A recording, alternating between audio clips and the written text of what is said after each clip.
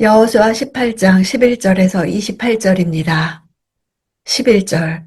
베냐민 지파를 위해 각 가문별로 제비를 뽑았습니다. 그들에게 분배된 땅은 유다 자손과 요셉 자손의 사이였습니다. 베냐민은 강력한 지파인 유다와 에브라임 사이에 끼어 있습니다. 게다가 땅덩어리도 가장 작은 편입니다. 이러한 위치적 특성 때문에 훗날에 남북 왕국이 분열될 때도 유다 지파와 단결하여 다윗 가문과 예루살렘에 위치한 하나님의 성전을 고수했습니다. 야곱의 유언은 베냐민을 물어뜯는 이리로 묘사하며 그 후손이 호전적인 지파가 될 것을 예언했습니다. 이스라엘 역사에서 베냐민 지파는 용맹스럽고 호전적인 성격을 보였으며 사사기를 보면 그 호전성으로 인해 진멸할 뻔한 위기를 맞기도 합니다. 가나안 땅의 남과 북을 잇는 전략상의 주요 도로가 베냐민 지파의 영토를 지나갔기 때문에 이곳에서는 무기또와 더불어 가나안의 최대의 전략 요충지로서 분쟁 발생 빈도도 아주 높았습니다. 베냐민 지파가 후일 호전적 성향을 갖게 된 것에는 이러한 까닭도 있었을 것입니다. 역사적으로 베냐민 지파의 호전적 기질은 사사 에훗의 활약과 기브아 전투와 사울 왕의 전투 등에서 잘 드러납니다. 12, 13절. 그 북쪽 경계는 요단강에서 시작해 여리고의 북쪽 비탈을 지나 서쪽 산지에 이르고 베다웬 광야에서 끝납니다. 거기에서부터 경계는 남쪽으로 루스 곧 베델을 따라 아래쪽 벳호론의 남쪽 산에 있는 아다롯 앗달까지 내려갑니다. 여리고는 베냐민에 속합니다.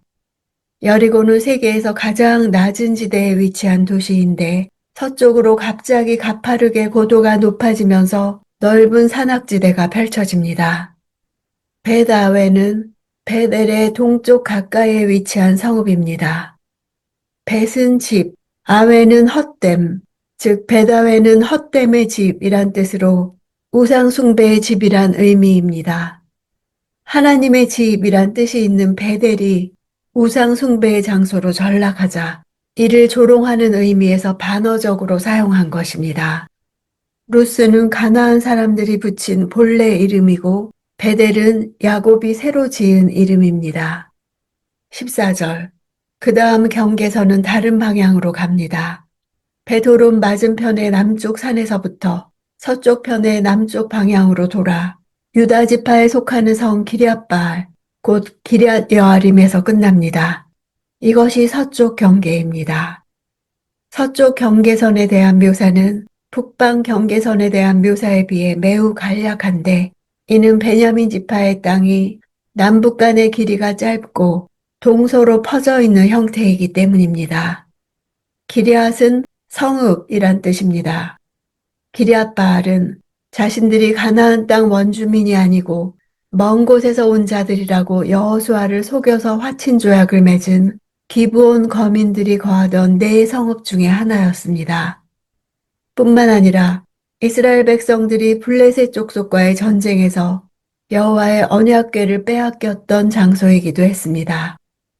후일 블레셋으로부터 언약궤를 돌려받은 다윗 왕은 언약궤를 예루살렘으로 가져갈 때까지 이곳에 보관해 두었었습니다. 15절. 그 남쪽 경계는 기럇 여아림 끝에서부터 시작합니다. 그 경계는 거기에서 넵두아 샘무레까지 이릅니다. 베냐민 지파의 남쪽 경계선은 가장 자세히 기록되어 있습니다. 그 이유는 아마 가장 유력한 지파인 유다를 남쪽에 두고 있기 때문인 것으로 보입니다. 16절. 그 다음 경계는 르바임 골짜기의 북쪽 끝에 있는 흰놈의 아들 골짜기를 내려다보는 산악의 경계에까지 이릅니다. 그 다음 경계는 여부스 성의 남쪽 비탈인 흰놈 골짜기까지 그리고 엔노겔까지 이릅니다. 르바임 골짜기는 베들레헴 근처에 위치한 매우 비옥한 지역이었습니다. 그래서 다윗 시대에는 이스라엘 백성과 블레셋 족속 간에 이 지역을 차지하기 위해 치열한 전투가 자주 벌어지기도 했습니다. 이스라엘의 골짜기라는 단어는 한국 지형에서 흔히 볼 수 있는 산과 산 사이에 깊숙하게 패어 들어간 협소한 장소를 떠올려서는 안 됩니다. 이스라엘에서는 아주 멀리 떨어진 산과 산 사이라고 할지라도 골짜기라고 불렀기 때문입니다. 흰놈의 골짜기와 르바임 골짜기의 골짜기는 다른 단어입니다. 흰놈의 골짜기에서 골짜기라는 단어는 주로 낮은 산이나 언덕 등성이에 위치한 골짜기로 길고 실제로는 바닥이 평평한 저지대를 가리킵니다.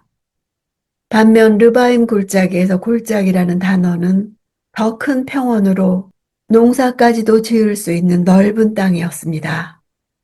여부스 성읍은 이스라엘 민족의 가나안 이주 이전부터 존재했고 가나안 정복 당시의 여호수아는 이 성읍을 다스리던 여부스 지역을 잠시 정복했으나 그 성의 천연적인 유세 같은 지형 때문에 다시 여부스족 속의 수중에 들어갔습니다. 그곳은 계속해서 여부스라는 이름으로 불리우다가 다윗에 의해 정복되어 이스라엘 왕국의 수도로 세워진 후에야 예루살렘으로 불려지게 되었습니다. 28절 셀라, 엘렙, 여부스, 곧 예루살렘, 기브앗, 기리앗으로 14개의 성과 그 주변 마을입니다. 이상이 그 가문별로 받은 베냐민 자손들의 유산입니다. 베냐민 지파 성읍들의 목록은 유다 지파와 레위 지파의 성읍 목록을 제외하고 가장 자세한 목록입니다.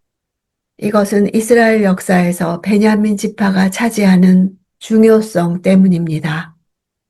베냐민 지파의 영토는 유다 지파와 요셉 지파의 중간에 위치한 남북간 24km 정도의 작은 땅이었습니다. 비록 영토의 면적은 다른 지파들에 비해 좁은 편이지만 유력한 지파들 사이에서 완충지대 역할을 하며 그 안에는 중요한 성읍들을 포함하고 있고 후에 훌륭한 인물들이 배출되어 역사적으로 중요한 위치를 차지하게 됩니다. 베냐민 지파는 유다 지파와 에브라임 지파 사이에 위치한 땅을 받습니다. 가장 강한 두 지파 사이에서 이 지파가 생존할 수 있는 조건은 비옥함도 아니고 용맹함도 아닙니다. 하나님을 의지하는 신앙뿐입니다. 땅의 크기가 중요한 것이 아니라 그 영토는 실로 성소와 가깝고 예루살렘의 일부를 포함하고 있었습니다. 나중에 이 베냐민 지파에서 초대왕 사울이 나옵니다.